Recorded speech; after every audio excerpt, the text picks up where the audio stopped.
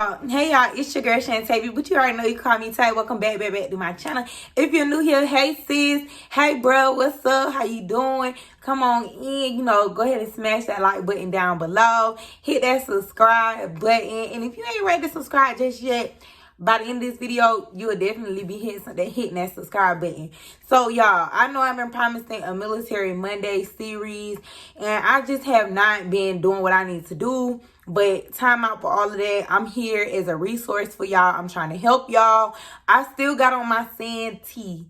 Like, I just pulled my uniform off, y'all. Threw on some makeup for y'all so that I could do this video before I get ready for bed. Like, before I eat dinner and get ready for bed. That's just how dedicated I want to be to helping y'all, because if you're an OG subscriber, you already know my channel was built off of doing military videos. So I'm back to, be able to help y'all out. So as y'all can see from the title of this video, we're going to be talking about military tuition assistance or Air Force tuition assistance, okay?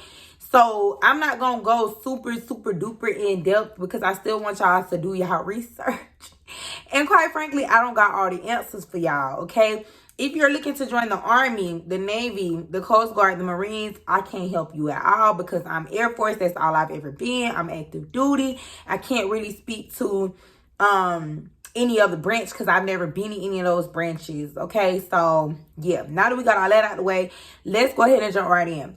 So like I said, I'm be speaking from my own personal experience. Now, this is my second base. I was stationed at Whiteman Air Force Base, and now I'm stationed at MacDill Air Force Base in Tampa. I was in Missouri. So when you first join the military, y'all, do not go in with the expectation of you're going to be able to hop into civilian schooling just like that, because it does not work like that, okay? Mind you, the military is giving you benefits and a paycheck. They're giving you two things, all right? They give you some stability. You can't expect them to be paying you and you not learn what they need you to learn, right? Yes, so when you first join, you got to go to basic training, and then you have to go to tech school, technical training. Now, basic training is, I believe, still 8 weeks or 8.5 weeks. It was 8.5 weeks when I went through. But y'all, I've been in the military for about 4.5 years now, so things have changed. But I think it's still 8.5 weeks. And then, well, you have 7.5 weeks of basic training, a week of Airman's Week, if they still do that. So once you graduate basic training, you got to go to tech school. Now, the duration of your tech school will be based off of your job, your AFSC. Your AFSC will guide how long your tech school is. Some tech schools are shorter. Some tech schools are longer. Some tech schools are far away from your hometown. Some tech schools might be close to your hometown. It just depends. When I went to tech school, I picked a job. I picked my job, y'all, and I picked a job that was literally 2 months because I didn't want to be away from my children no longer than what I had to be away from them, okay? So I went to tech school. I graduated tech school. I got to my first duty station. Oh, I'm ready for school. I'm ready for school. No, ma'am. It does not work like that. No, sir. It does not work like that. You have to do OGT, on the job training. You have to certify within your job. Tech school is only going to teach you so much. It's only going to give you the basic knowledge. Once you go to your first base, then you build upon that knowledge, okay? We have what they call CDCs. Maybe, I don't even know what CDC stand for. I'll leave it right here for y'all. But we have what they call CDCs, upgrade training. I actually just finished my 7-level upgrade. When you get to your first base, you'll be a 3-level. You have to get your training to be a 5-level. Okay, sometimes that could take a little bit of time, and when your leadership allows you to start taking classes will vary, be based on, some people want you to complete your CDCs first. If your CDCs is going to be on down the line because they ain't got no class, they can't fit you in no class right now, then you may, once you complete your training and they get you spun up on the job and what you're doing every day, they may say, hey, yeah, you can go ahead and start taking classes. Okay, now, once you're ready, sorry y'all, my AC just kicked on, that's that noise. Once you're ready to start taking classes, you are able to pick what university, what college you want to go to. I had chosen, because I didn't have my associate's degree, I didn't go to school and stuff like I should have when I was in my early 20s. So I was still, needing to go to a community college. I was like, no, I'm not going to enroll in the university. Let me just get my associate's degree. Now, the Air Force have what they call a community college or the Air Force degree, a CCAF. That is equivalent to an Air Force, to a civilian associate's degree. I wanted both. I wanted the CCAF and the civilian associate's degree. They're basically the same thing, but the military is not going to pay for both. So I enrolled in a community college to get my associate's degree. Once I'm done with my associate's degree, I will transfer all of those credits over to my CCAF, and basically, y'all, I'll be able to get both degrees. Okay, because I wanted both. I did not just want the Air Force CCAF, because that degree is going to be based off of your AFSC. So like my AFSC is a 1 Charlie 3 command post controller, where I fall under command and control. So my degree will be in emergency management. I don't want to do emergency management once I'm not in the military. So why would I just take the military CCAF? You see what I'm saying? So I opted to, okay, originally, y'all, I was going to school for pre-medicine, because I wanted to, you know, be a nurse practitioner. But I changed that recently once I moved to McDill to business, because now I'm like, you know, I want to be a corporate, you know, manager. You know, I want to be vice president or president one day of, you know, like a firm or something, like, you know, a business. So I was like, okay, I'm gonna get my business degree. Cause your girl want to dress up and wear a suit to work, you know, and look cute every day. I don't want to wear my uniform for the next 20 years. So yes. Well, okay, so I decided to enroll into what school I wanted to enroll into. Like I said, now on base, sometimes they will have schools like St. Leo University. They'll have like whatever community college is closed will have like an advisor on the base. So you can take classes on base if you want to. You might not be able to take them all there, but they do offer a lot of classes on base. Well, at least they did at my last base and this base and most bases. I'm not going to say all Air Force bases because I don't know that. But I'm thinking most bases will have like some form of schooling there. But you don't have to go to those schools. You can pick whatever school you want to go to. Okay, so once you pick the school, you get enrolled into the school, you get accepted, you know, all that good stuff. Same stuff that you would do civilian side if you wasn't in the military. Before you register for classes, though, you need to contact your TA office. Most places it's within like a PDC, like a professional development center, and that's where they'll have like your FTEC, first term airman's course. They'll have like your airman leadership school when you get ready to put on staff sergeant like myself. You know, just different classes like professional enhancement courses. They have a professional development center that houses all of those classes. And most of the time, your civilian sector schools, so like I was saying, they might have like the university or community college office, that'll all be in the same building. For the most part, they'll all be in the same building.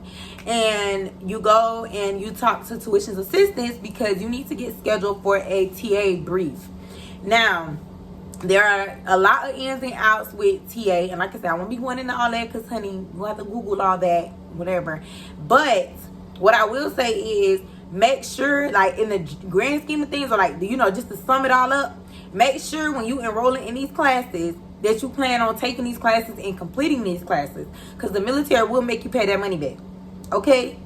They don't really like for people to take more than 2 classes at a time if you're active duty. Because think about it, you're working a full-time job, because active duty is a full-time job, and you don't want to be taking 3 or 4 classes. Now, what I like to do is, say for the fall semester, or say like right now, it's summertime, right? So I'm in the summer semester right now. I started in May, and the summer semester ends the beginning of August. Now, what I split it up. So I'm taking 2 6-week classes, and then I'm going to take 2 more 6-week classes. Fall time is a whole 16 weeks. So I would take 2 8-week classes, the beginning of fall, and then in the fall I would take 2 more 8-week classes. So that way I'm still getting 4 classes, okay? I'm still getting 4 classes, but I'm just not taking all 4 classes throughout the whole duration of the semester. I hope this is making sense. But that's what I like to do. But yeah, you get a tuition assistance briefing. Somebody gives it to you. They let you know the ins and the outs of TA. And like I say, you have to sign up for that. I don't remember having to do like an interest kind of quiz thing at my last base, but this base they did make me do that. And I think that's because they don't want people going after and getting jobs that, you know, or degrees that don't really interest them. So I had to take a quiz to kind of figure out what, you know, I like, what I don't like, to kind of guide me, you know, for them to be like, okay, this is what you probably should get a degree in. This might be what you like, okay? So I had to do those things. And then I went and I talked to my advisor, because I was already accepted into the school and stuff, and I registered for my classes. Now, just because you register for classes and you did the TA brief, don't mean you done, sis.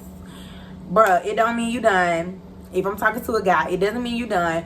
You still have to, one, do a FAFSA application, because you can still, I should have said this in the beginning, you can still get financial aid money even with the military paying for your classes.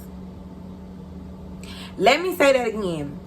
You can still get financial aid, and if you're a single mom or you're an independent person to where you ain't got to put your mom on your mom and dad on your financial aid application, sis, you're doing good, okay? Because you'll get all of your financial aid money because the military has already covered your classes.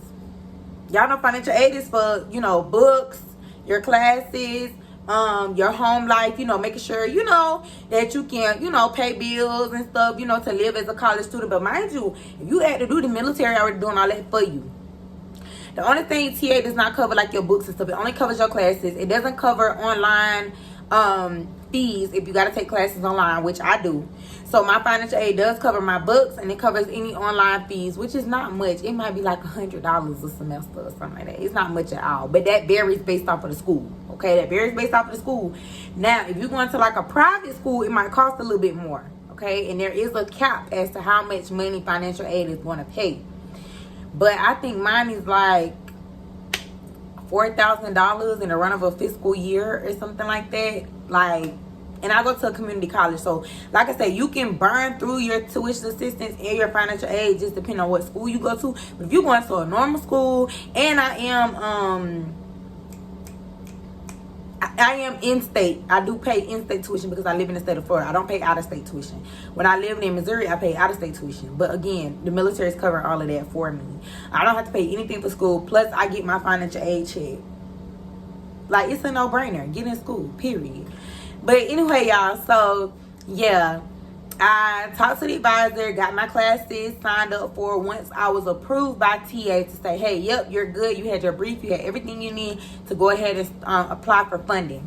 So I enrolled in my classes. I got my schedule from my advisor at the school. And then the military, the Air Force has a system called Air Force Virtual Education Center. And that's where you go in, you log in, and you apply for a funding request. Now, they'll teach you all of this when you go through the tuition assistance briefing. But you apply for a funding request, and once you put like the class name, the class code, how many semester hours it is, what's the price, which is all that. The school is going to give you all of that. Your advisor is going to give you all of that. And you put it in there, and you submit the request. Now, you do need your supervisor's approval. So that's what I'm saying. You can't just go and apply for tuition assistance and your leadership and your supervisor, you know, your work leadership is not on board with you going to school. Now, if you want to go to school and don't use TA and just use financial aid to cover your classes or pay out of pocket, that ain't got nothing to do with the military. Like, you can do it, just keep it on the down low. Make sure you do your job at work and you taking care of your schooling, you good. But if you want TA to cover it, your leadership has to approve it. It automatically, like today, I sent in a funding request for my next set of classes that start on June 29th. And it automatically pushed to my supervisor for my supervisor to approve it. Once he approved it, it pushed to the education center or the professional development center. It pushed to them, the people that are, you know, working in TA office, and they approved it. So then after you get the approval, you print out the TA approval and you take it to your school advisor so that they can submit it to the financial aid office for you and say, hey, this person classes is covered by the military tuition assistance. Okay, so that's like the gist of things. I know that was like a lot of information in like a short period of time, but I just wanted to come on here and kind of explain to y'all, you know, how this works. Because when I was joining the military, I didn't know nothing about none of this. I knew people would say like, oh, the military gonna pay for you to go to school. Oh, you ain't gotta worry about nothing. But I didn't know how. You know what I'm saying? I didn't know. So I wanted to come on here and, you know, give y'all a quick little rundown, quick little spiel on how you can get the military to pay for your classes and pay for your degree. And when you know, done with school and like, or you done with your enlistment, you can go on about your business. If you don't want to re-enlist and don't want to make the military a career, you can go on and use your civilian degree. Like, just because you're in the military, the Air Force actually encourages people to get their degree. They encourage you. You know, they don't want you to just be military. Like, I can't speak for other branches. I won't call no names. But the Air Force is nothing like that. Like, they want you to. It's actually, when we get going up for like awards, when we need bullets for awards, promotion, all of that stuff, like, they want to see like development outside of the military. Okay, so I think that's all. I think that's it. Yeah, utilize your tuition assistance office, your education office. Ask questions. You know, when you get to the base, get familiar with your education office, your professional development center. Like, utilize those resources, because best believe the Air Force gonna get what they need out of you. So I'm gonna need you to get everything you can get out of the Air Force. Period. Okay? Period. Because I know I am. And I let them cover my classes, and I get my financial aid check, and I put it in my savings account. And that's what we're going to talk about in the next video, is saving money while you're in the military. Because we ain't joining the military to be broke. We joining the military to come up. So yeah, y'all, I hope y'all enjoyed this video. Anything I forgot in this video, or anything y'all want to add, or anything y'all want to ask me, leave it down in the description bar. Okay, and I will most definitely either answer that for you all, or I'll do a part 2 to this video. So I hope you guys enjoyed it. Don't forget to smash that subscribe button, hit that like button. You know, let me know that y'all like these type of videos so that I can keep bringing more Air Force content for y'all. Okay, please know that this is, you know, my personal opinions, and this is my personal, you know, experience with the process. I can't speak on nobody else. I can't speak on, you know, speak for the Air Force. I can only speak for me.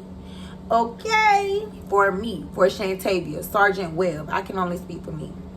Okay, y'all, I'm rambling at this point. Yeah, go ahead and hit that subscribe button, and I'll talk to y'all later. Bye.